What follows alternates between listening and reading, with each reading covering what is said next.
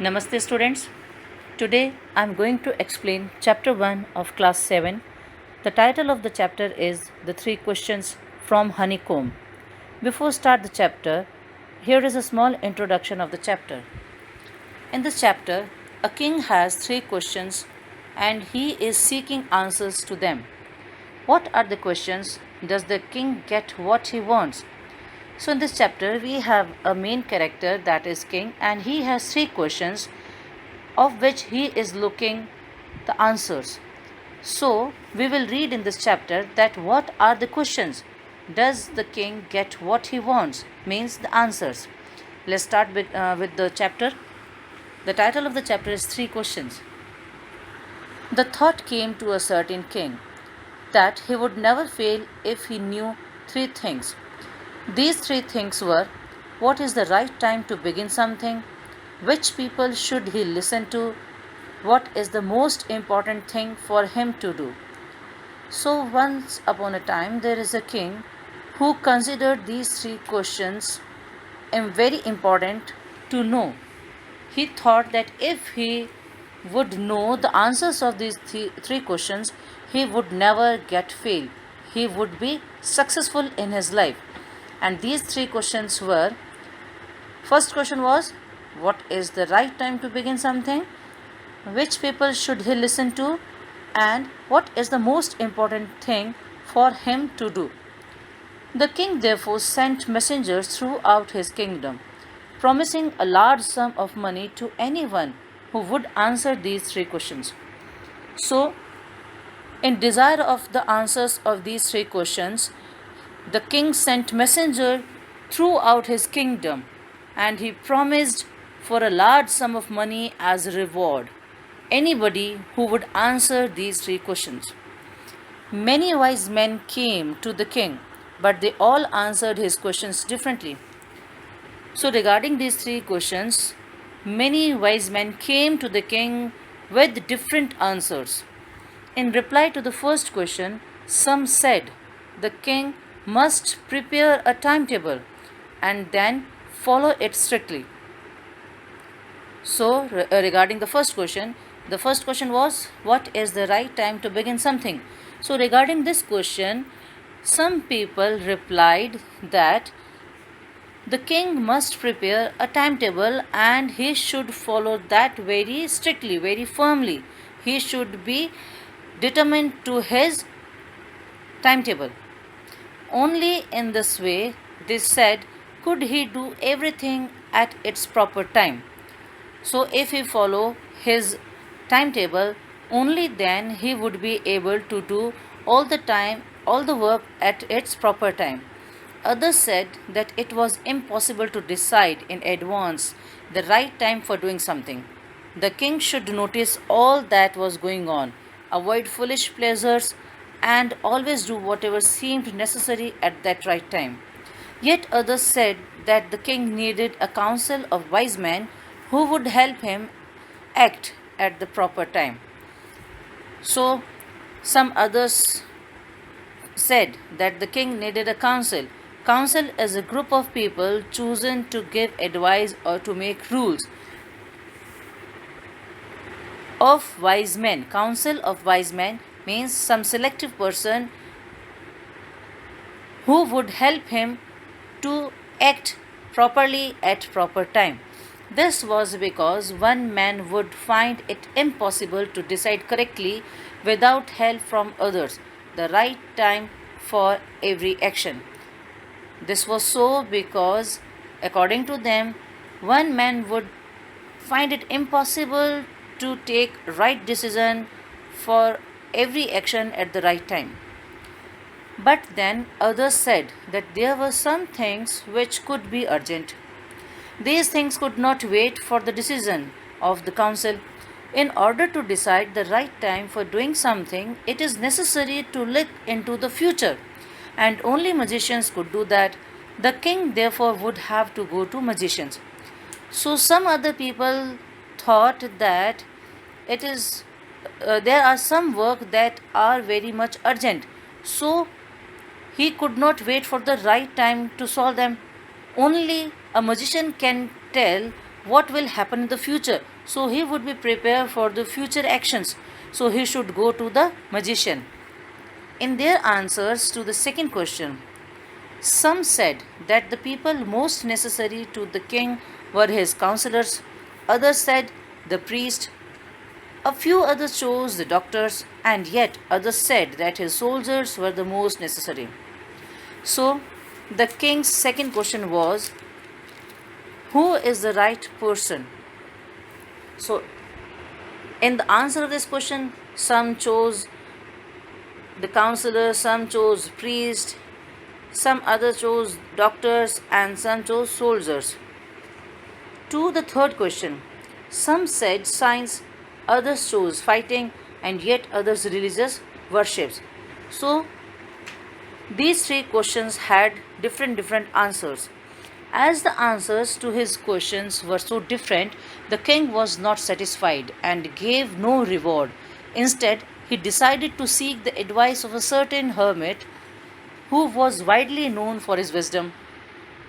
So as the king was getting different answers of these three questions, so he was not satisfied.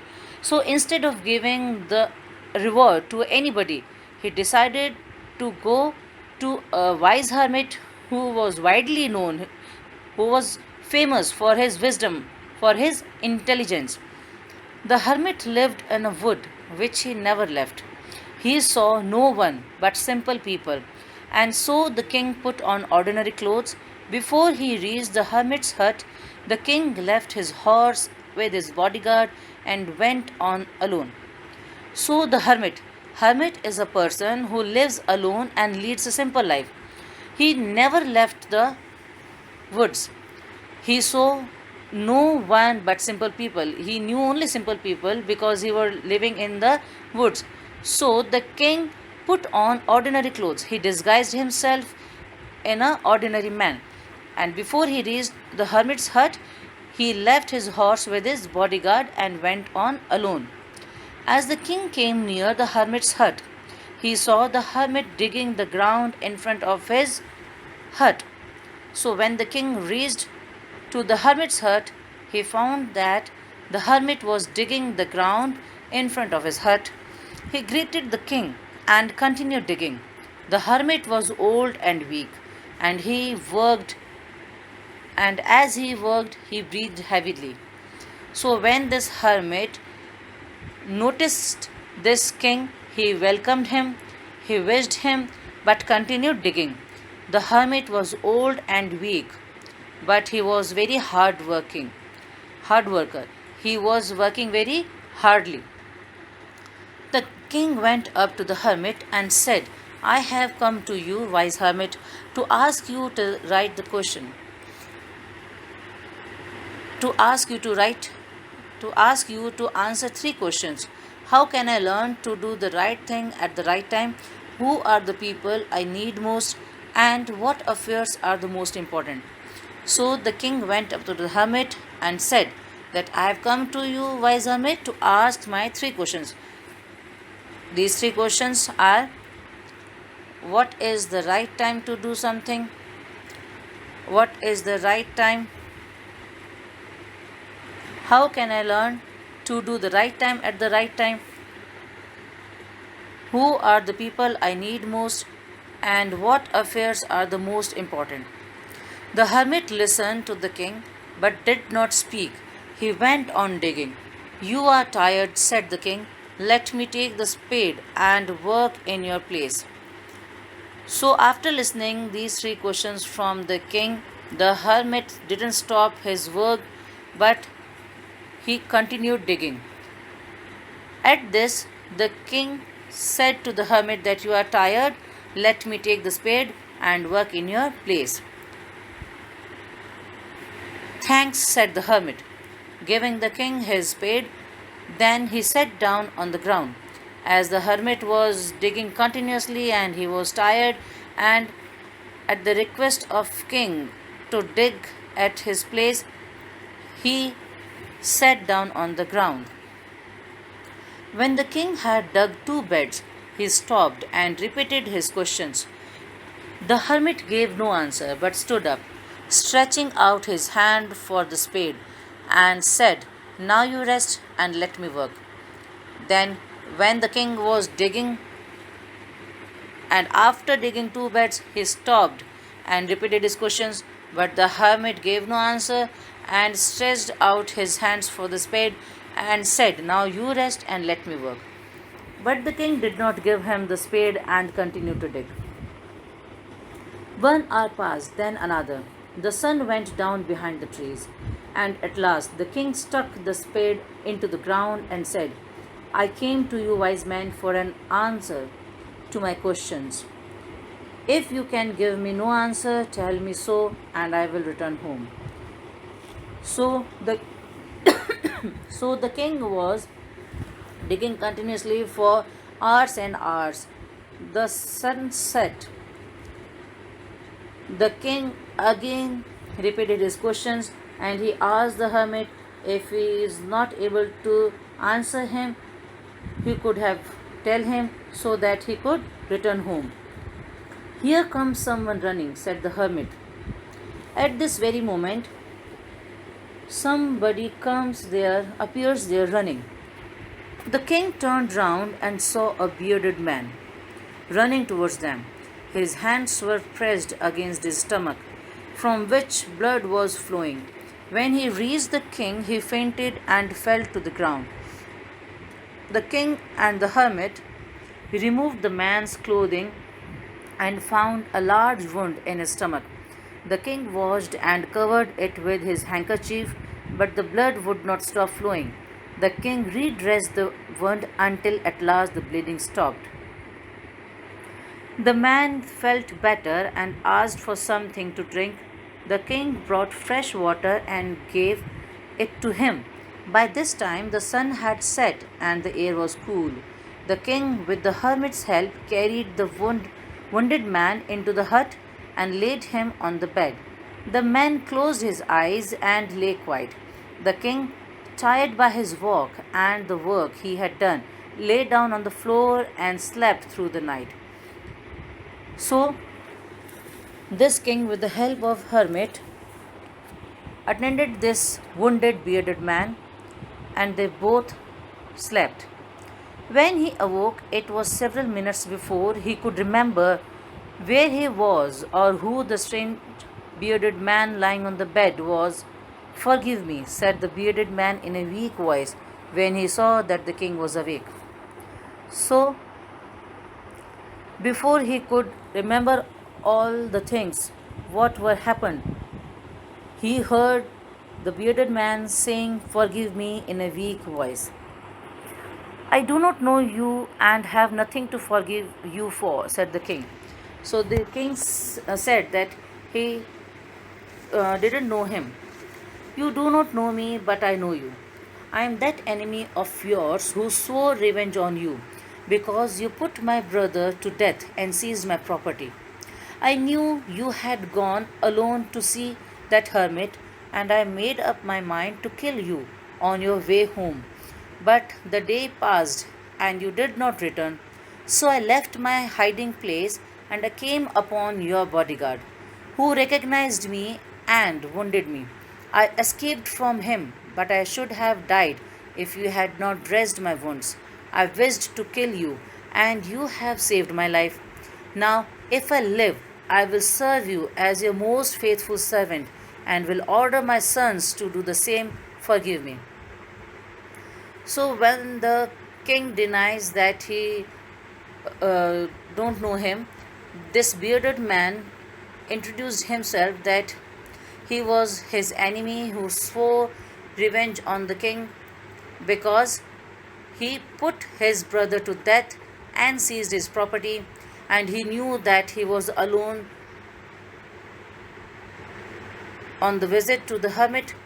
So he was waiting for him, but the day passed and he didn't return. So he came outside, and his bodyguard recognized him and wounded him. And then the king, to whom he wished to kill, the king himself saved his life.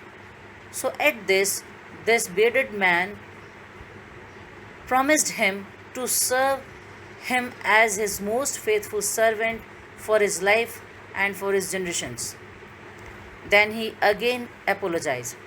The king was very happy to have made peace with his enemy so easily and to have won him over as a friend.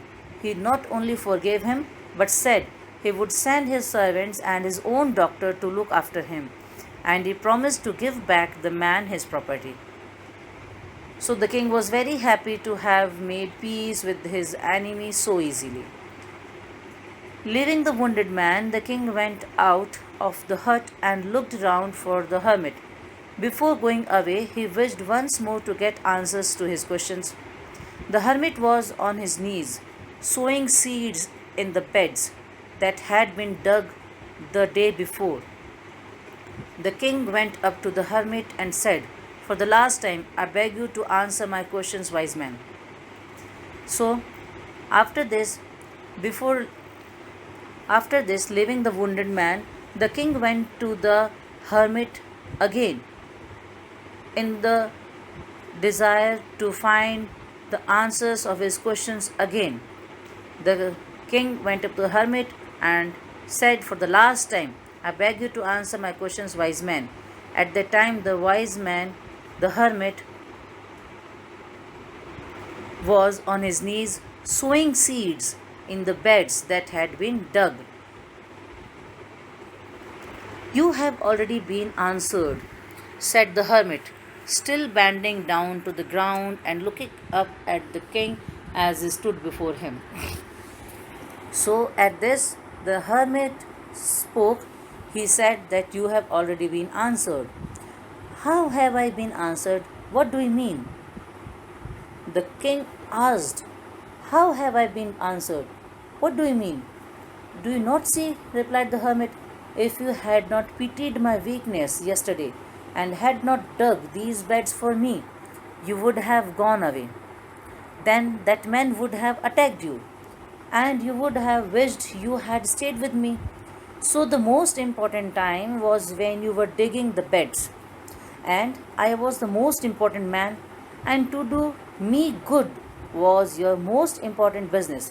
Afterwards, when the man ran to us, the most important time was when you were caring for him, because if you had not dressed his wounds, he would have died without having made peace with you.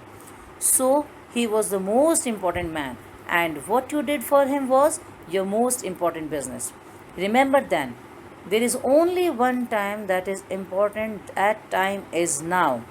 It is the most important time because it is the only time we have any power to act.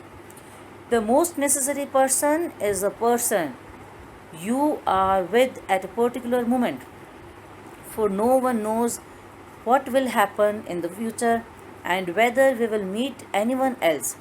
The most important business to do that person good, because we were sent into this world for that purpose alone. So like this, hermit answers this king's questions that he had been answered himself by his own act. By his self-realization, he answered his all the three questions. Thank you.